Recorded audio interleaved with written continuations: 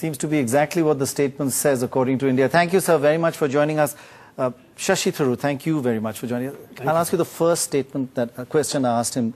What do you interpret this joint statement to be? How is it means exactly what the Prime Minister has explained to Parliament, to both Houses of Parliament today, that it means, which is that, you remember the statement, since you're all analysing the drafting so carefully, has 3 paragraphs laying out that terrorism is the problem, and conveying Pakistan's assurances that they will do something very specific about everything in their power, I think is the exact phrase.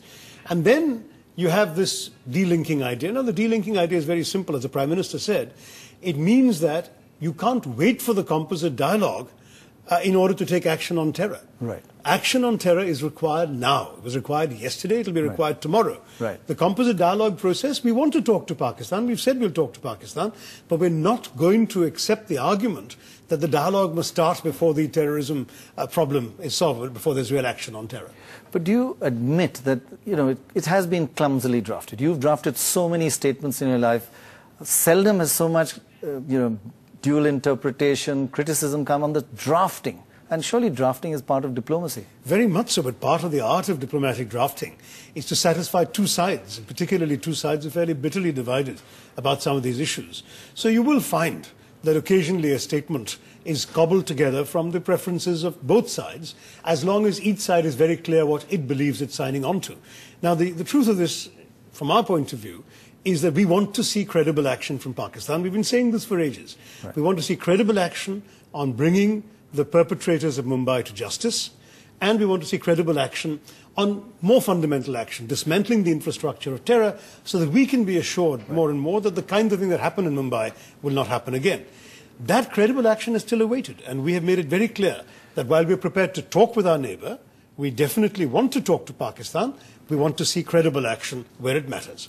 So you're saying that delinking means no composite dialogue unless there's action on terrorism. So terrorism is your prime focus, and you're delinking it from the composite dialogue. Exactly. Everybody is doing, I mean, Pakistan is doing it. One other quick point, and I'll come back to some other aspects of this a little later, but one other quick point. Baluchistan entering this statement has shocked India, because it almost kind of admits that India is slightly involved in Baluchistan. Not at all, on the contrary. In fact, the reason it's there is because Pakistan was anxious to show that they too have a terror problem.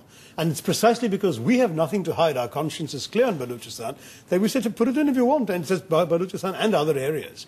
Because as far as India is concerned, we are absolutely clear that we do not engage in any such acts anywhere, but you'll admit we've never allowed it to enter any other statement before this joint statement, because there's nothing to do with us. It has nothing to do with us, and you'll notice that the language in the draft statement and in the joint statement says very clearly that the Pakistani Prime Minister mentioned that conveyed information about certain threats in Baluchistan. It was not that the 2 sides talked about.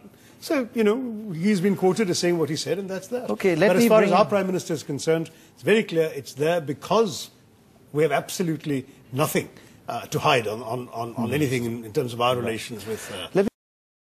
Tuba.com